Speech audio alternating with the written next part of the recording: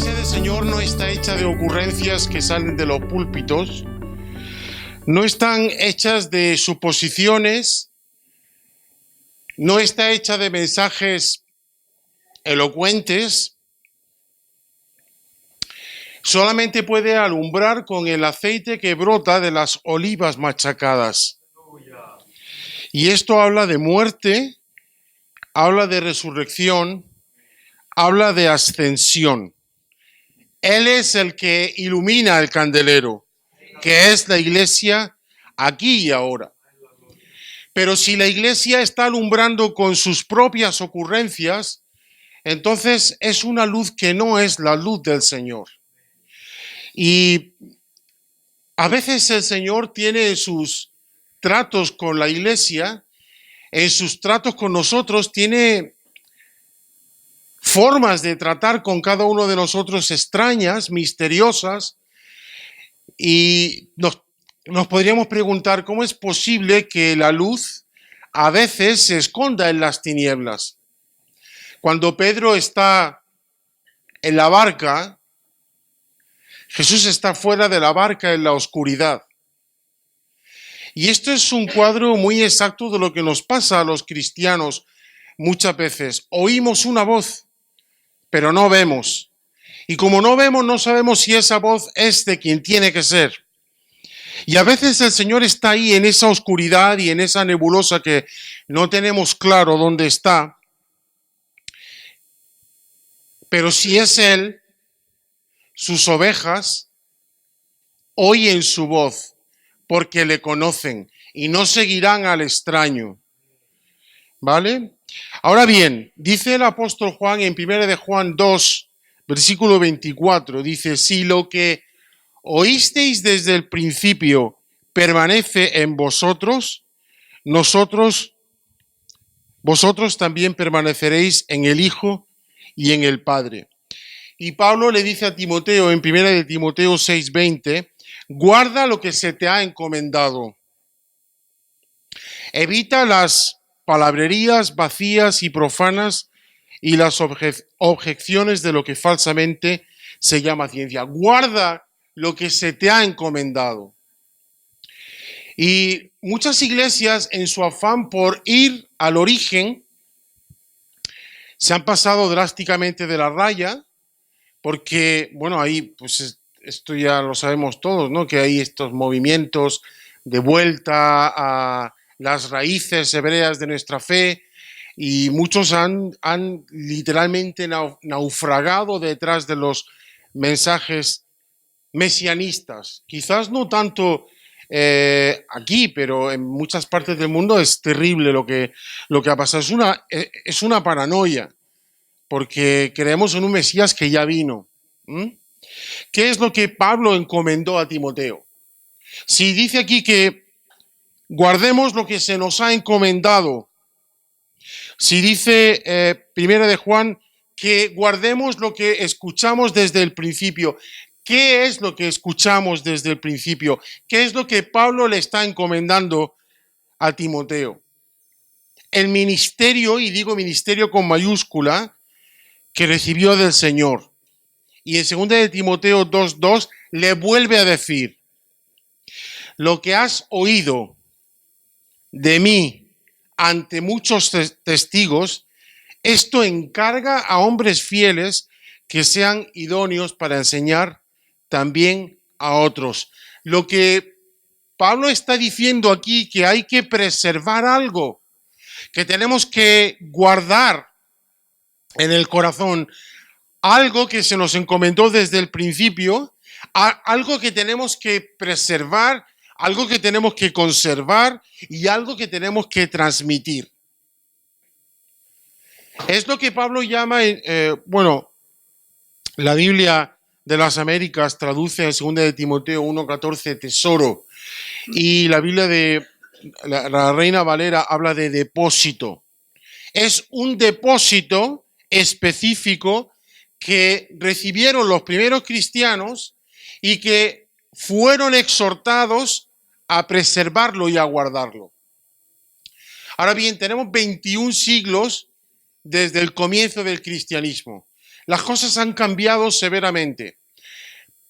Pero lo que no cambia jamás, lo que no cambia es esto. Así que nuestra vuelta, nuestro regreso es a la palabra de Dios. Porque la palabra no es una nebulosa, es algo definitivo, es algo específico y no es una improvisación desde un púlpito. La palabra de Dios es la palabra de Dios. No se puede definir de otra manera. Y este es el misterio del nuevo pacto y lo que Pablo encomienda con mucho cuidado a Timoteo. ¿Cuál debe de ser tu carga entonces?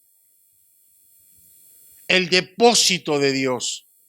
Tú recordarás seguramente el día en que el Señor te llamó por nombre y te sacó de donde estabas para traerte a su reino. Y te hizo el regalo de la fe. Te dio, y no estoy hablando de el don de la fe, sino el regalo de la fe. La fe de la que dice Judas 3, una vez fue dada al mundo. Y este depósito es lo que Pablo dice que, o Juan dice que es lo que habéis oído desde el principio, que esto permanezca en vosotros. ¿Qué le ocurre a la iglesia si lo que hemos oído desde el principio no permanece en nosotros? Nos llenamos de ocurrencias, nos llenamos de entretenimiento, nos llenamos de diversión. Y en lugar de venir al culto a darle gloria y honra a aquel que se lo merece todo, venimos al culto para proyectarnos a nosotros mismos. Venimos al culto para que nos digan, ay, qué buen hermano eres. Venimos al culto para envanecernos. Si lo que tiene que permanecer desde el principio no permanece en nosotros, entonces la iglesia tenemos que plantearnos si es o no es iglesia. ¿Cuál es el propósito del mensaje cristiano que tú has oído y que es el mensaje desde el principio y que ha sido depositado a su iglesia desde los comienzos? Es ni más ni menos que introducirnos en la persona del Hijo de Dios y por tanto introducirnos en el Padre, porque el Padre y el Hijo son uno.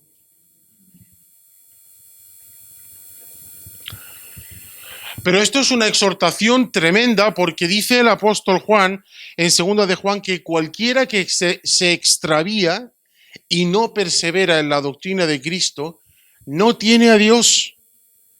El que persevera en la doctrina de Cristo, ese sí tiene al Padre y al Hijo. Y yo, hermano, te digo, hace muchos años cayó en mis manos un libro del pastor Zimbala del Tabernáculo de Brooklyn en Estados Unidos. Yo creo firmemente que hay congregaciones, y esta es una, por la misericordia de Dios, que Dios ha usado en naciones enteras como baluartes y estandartes de la verdad. Y hay en Estados Unidos, en Nueva York hay dos, y han sido tremendamente atacadas. Han sido atacadas desde los inicios. Y en este libro que cayó en mis manos del pastor Zimbala, él cuenta que cuando estaba comenzando la congregación, y eran 20 personas y tenía un tesorero que robaba de la ofrenda y bueno, era un poco desastre aquello. Le contactan un matrimonio de la costa oeste de Estados Unidos y le dicen que han sentido de parte de Dios, han sentido. El que tenga oídos, que oiga.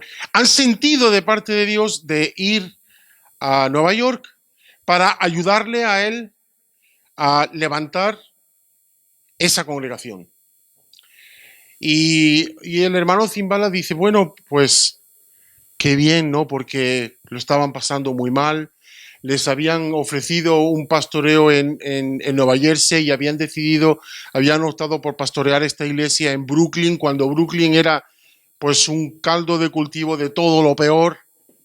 Hoy vas a la zona de la iglesia de Zimbala y todos los negocios tienen nombres cristianos porque la inmensa mayoría son miembros de la iglesia de Zimbala. Pero bueno, la cuestión es que creyeron de parte de Dios que tenían que ir a esta congregación y allí fueron.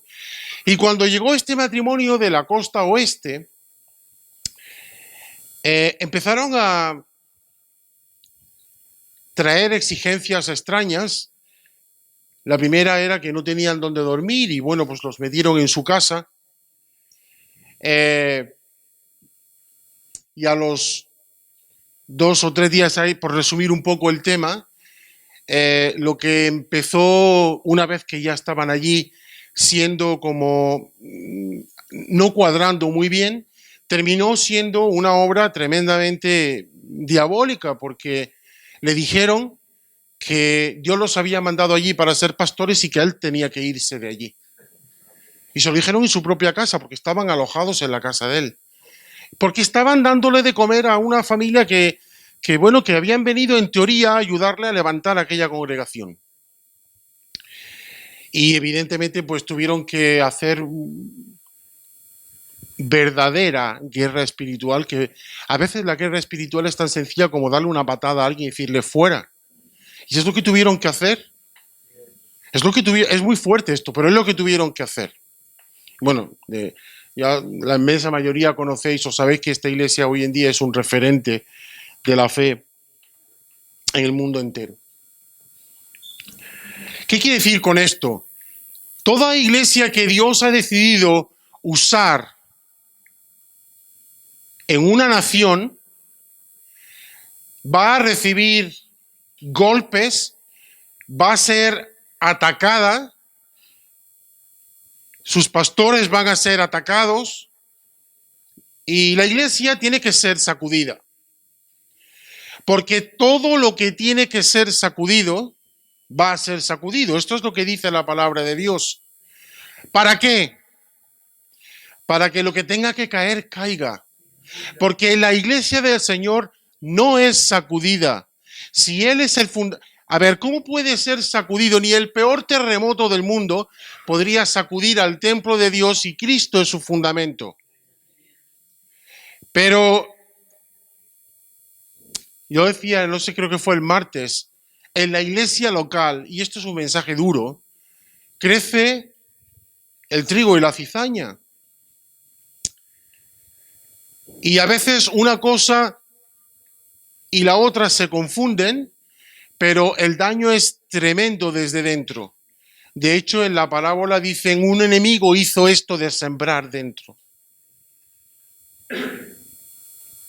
Es lo que sucede en las guerras, ¿no? La quinta columna es atacar al ejército desde dentro del propio ejército. Pero al final tiene que caer lo que es sacudido, que es lo que no es de Dios. Y lo que es de Dios permanece. Pero sin desviarnos del pensamiento. Cualquier iglesia que tiene que ser un referente en una nación va a vivir este tipo de cosas. Y aquí, hermanos, no estamos exentos de esto. Yo hoy, con todo el dolor de mi alma, me han dicho, y sé que esto no es así, pero me han dicho, hermano, no me congrego desde hace días porque, aunque sé que esto no existe, estoy de vacaciones espirituales.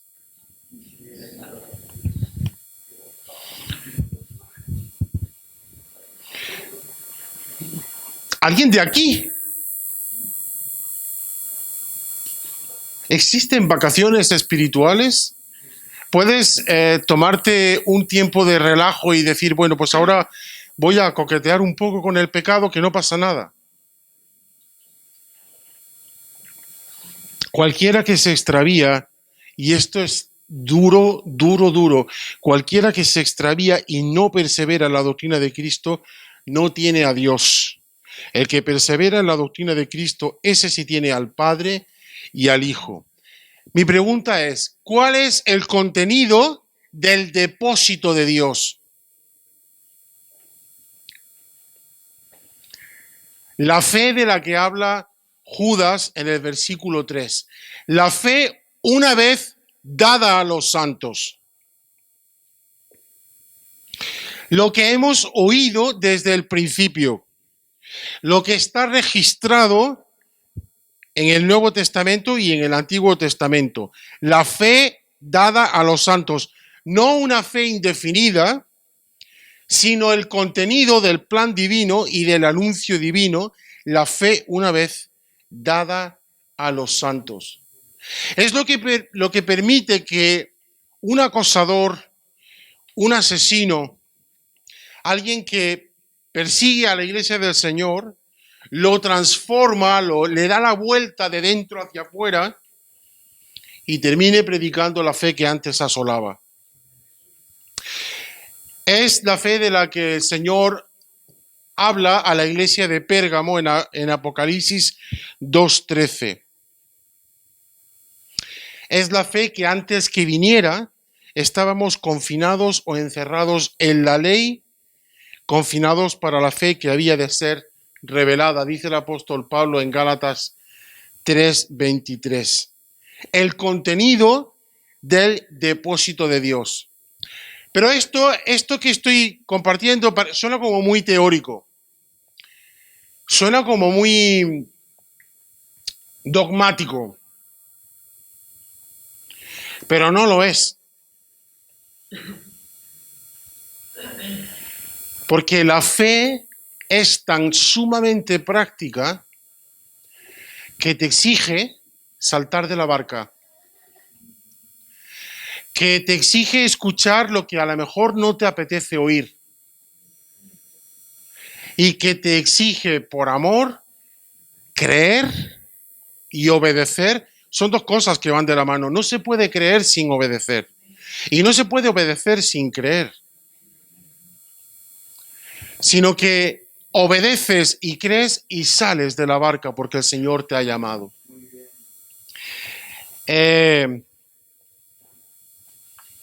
Mi pregunta es, ¿Dios hace barcas o las hacemos nosotros? ¿O qué es más fuerte, la voz de las olas o la voz del Señor? Yo te digo algo, no me gusta mucho entrar en esto, pero bueno, tengo que decirlo. Cuando yo era pequeño, a mí mi padre constantemente me decía, no vas a hacer nada en la vida si sigues con esa timidez. Yo era incapaz de hablar con la gente. Era el niño más tímido que podías conocer. Esto que pasa aquí ahora es un milagro.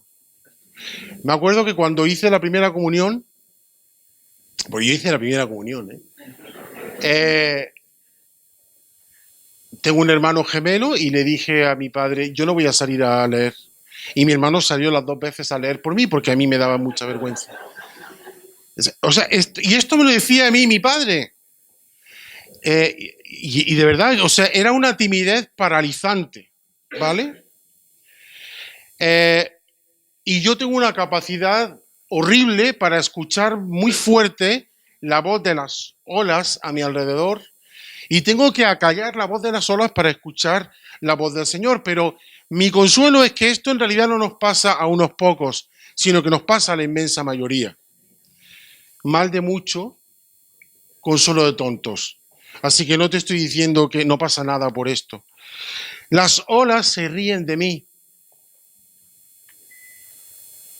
Y todo el tiempo me están diciendo que soy un fracaso. Todo el tiempo las olas me están diciendo que no sirvo. Todo el tiempo las olas tratan de recordarme el niñito aquel que yo era y que gracias a Dios ya no soy. Pero el Señor está en la oscuridad, está en mitad de la tormenta y me está diciendo, sal, ven. La fe es práctica, hermano. Donde quiera que el Señor te esté diciendo, muévete, la fe te tiene que mover. La fe te tiene que exigir que salgas de tu statu quo y que te muevas, que salgas de ti mismo, que seas sacudido para que lo que no sirve en ti se ha quitado y pueda ser transformado en manos del alfarero. Y sé que esto, desde un punto de vista teológico, es una verdad como una catedral, pero es rechazado ampliamente por lo simple que es.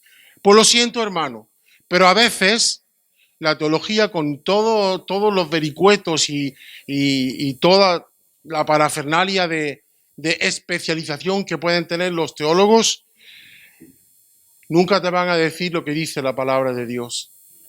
Nunca podrán equiparar la teología a lo que dice la palabra de Dios. Las olas se van a reír de ti todo el tiempo, pero hay alguien que está caminando por encima de las olas. Y si vas de la mano de él, ¿qué más da? ¿Qué más da? El Señor está en la oscuridad, hermano, hermana. Y si tienes que salir de tu comodidad, si tienes que salir de tu barca, pues oye, sal de tu barca.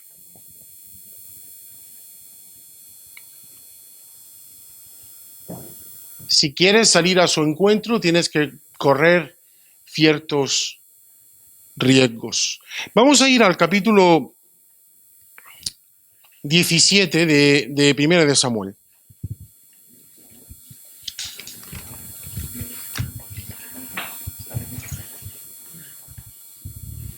Hace poco que el pastor estuvo predicando de esto.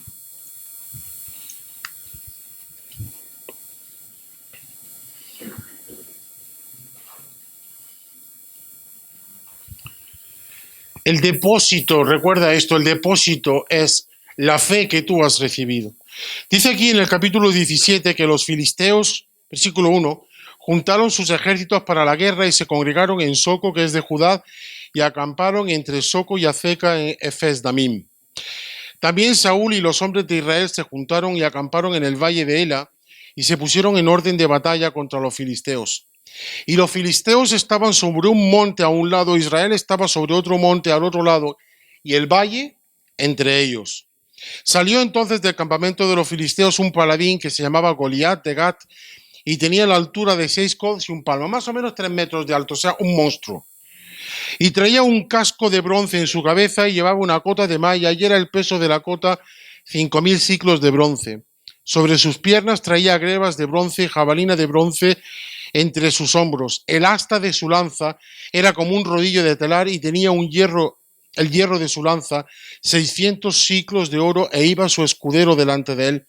Y se paró y dio voces a los escuadrones de Israel diciéndoles: ¿para qué os habéis puesto en orden de batalla? ¿No soy yo el filisteo y vosotros los siervos de Saúl? Escoged entre vosotros un hombre que venga contra mí. Bueno, esto es un episodio que todos conocemos, pero cuando lo he estado leyendo y meditando y yendo un poco más despacio la lectura del capítulo completo, este evento sucedía 2 veces al día, mañana y tarde. Y dice el versículo 16, si no me equivoco, sí. Venía pues aquel filisteo por la mañana y por la tarde, y así lo hizo durante 40 días. Si tú tienes una voz que te está diciendo: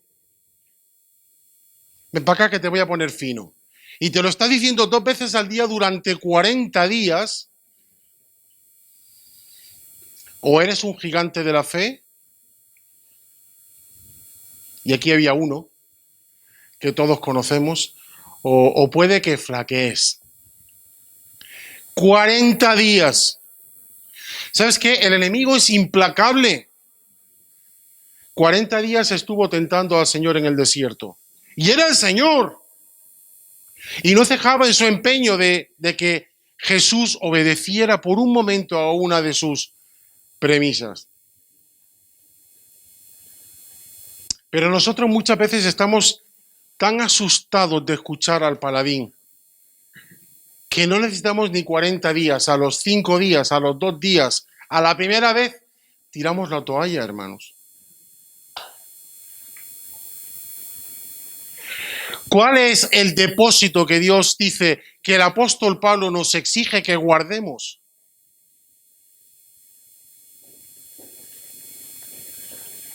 La fe que tienes que alimentar, porque la fe no se alimenta sola, porque necesitas oír para creer, porque necesitas nutrirte de la palabra de Dios para seguir creyendo.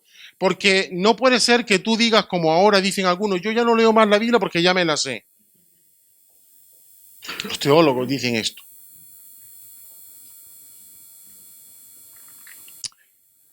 «40 días, mañana y tarde».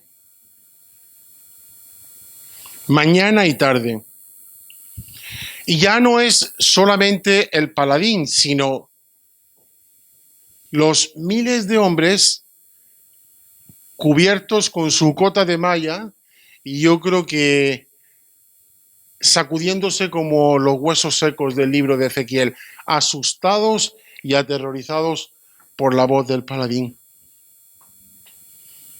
¿Y sabes qué me pasa a mí? Que a veces también el paladín grita mi nombre y se ríe en mi cara. Y aunque tú me digas que no, estoy seguro de que también se ríe en la tuya. Y me recuerda tantas veces, cómo te equivocaste, no, qué mal lo hiciste. No, por favor, no seas de esos que dicen, yo no tengo nada de que arrepentirme.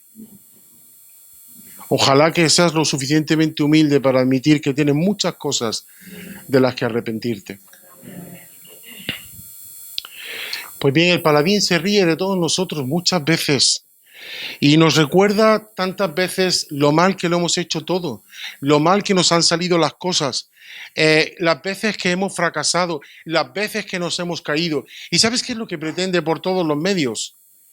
No es solamente recordarte que has caído, sino apartar tu atención del hecho de que aunque te caigas hay alguien que te levanta, del hecho de que aunque te caigas hay alguien que te sostiene.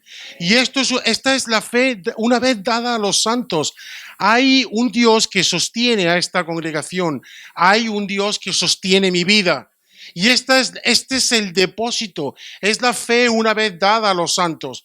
Si tú empiezas a pensar que tú eres fruto de ti mismo, si tú empiezas a pensar que eres fruto de tu elocuencia, de tu conocimiento bíblico, etcétera, etcétera, ¡puf! ¡Qué mal vas! Dice el texto que David escogió 5 piedras de río y la Biblia Reina Valera dice algo muy curioso. Dice piedras lisas. Pues ya que vas a escoger piedra, busca una que tenga forma de flecha y que ¡boom!, le entre en la frente y le atraviesa la cabeza al paladín. Pero no, con una piedra lisa se quedó incrustada en la cabeza en la frente del paladín. Cayó sobre su rostro y luego llegó David y le cortó la cabeza. Y nosotros a veces tenemos miedo de cortarle la cabeza al enemigo porque nos falta la fe, porque estamos demasiado acostumbrados a los gritos, al griterío del enemigo. Estamos tan acostumbrados a que nos diga, va, qué mal lo haces, va, no sirves para nada, va, ¿dónde está tu fe? Si David hubiera escogido en lugar de 4 una sola piedra, también habría vencido al gigante.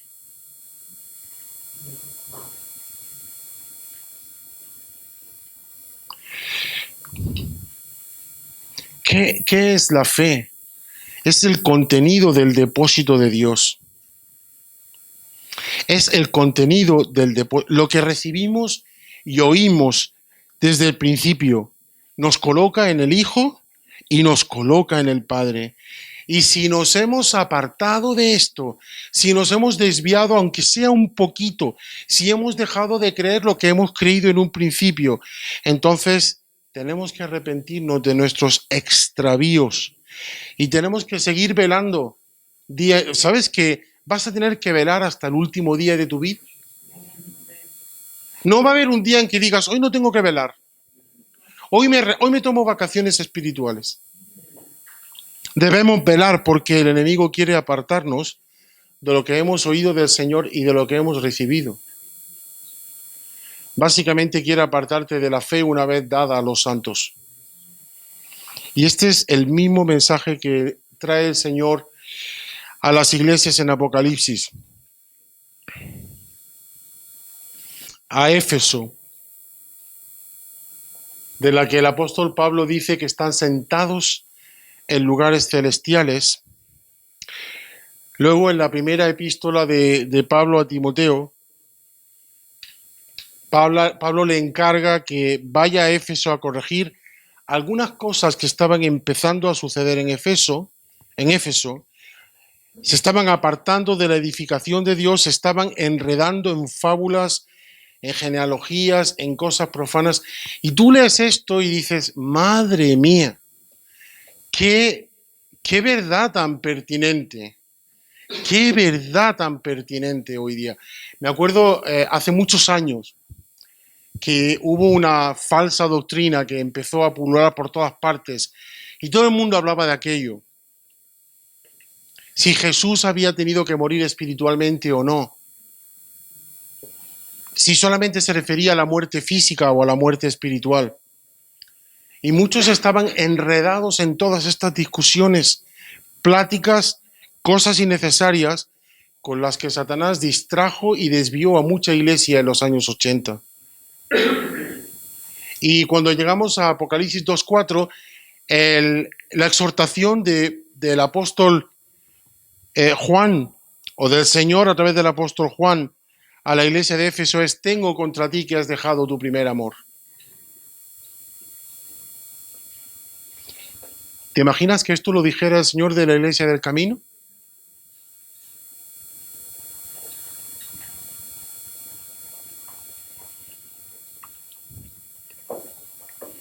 ¿Cómo empieza este pecado en Éfeso? Distracciones. Cuando buscamos distracción, cuando buscamos comodidad, cuando preferimos algo que nos arrullen como a un bebé, con tal de no escuchar algo que nos incomode. Y el problema es que la voz del Señor nos va a incomodar muchas veces, porque Pedro estaba cómodo en la barca, pero el Señor estaba fuera. ¿Tú quieres estar en la tormenta con Él o en la barca sin Él? Si quieres estar aquí, hermano, más te vale que empieces a pensar que hay que saltar. Hay que saltar de la barca. Hay que saltar de la barca. Hay que saltar de la barca. Primera de Timoteo 1.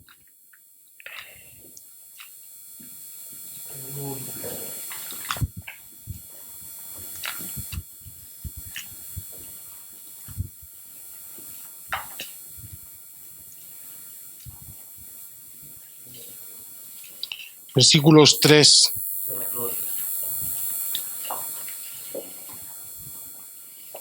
Al 4 dice: como te rogué que te quedases en Éfeso cuando fui a Macedonia para que mandases a algunos que no enseñen diferente doctrina, ni presten atención a fábulas, genealogías interminables que acarrean disputas, más bien que edificación de Dios que es por fe.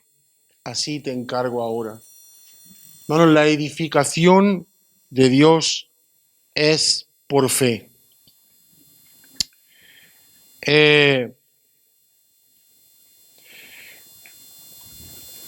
Y la palabra que aparece aquí en 1 Timoteo 1, 3, 4, administración, dispensación, edificación, comisión, es la palabra oikonomía, de donde viene la palabra economía.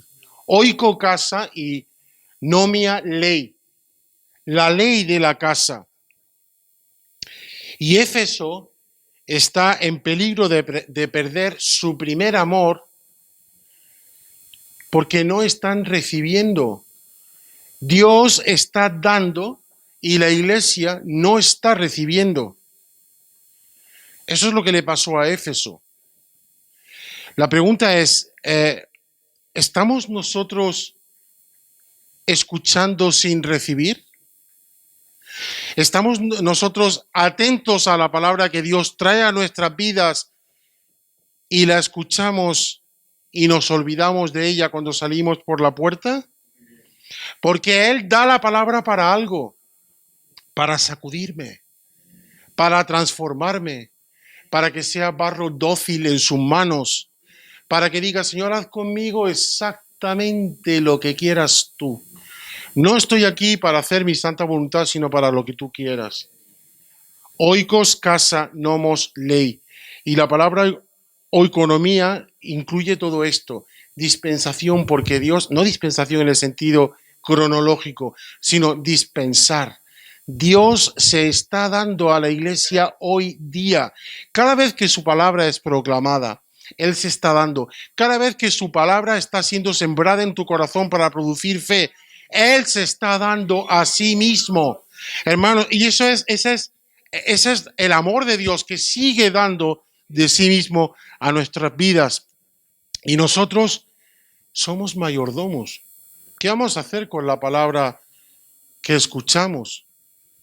Tiene que ser implantada en nuestra psique, en nuestra mente y en nuestro corazón, de manera que no haya otra opción en nuestras vidas que obediencia y pura obediencia.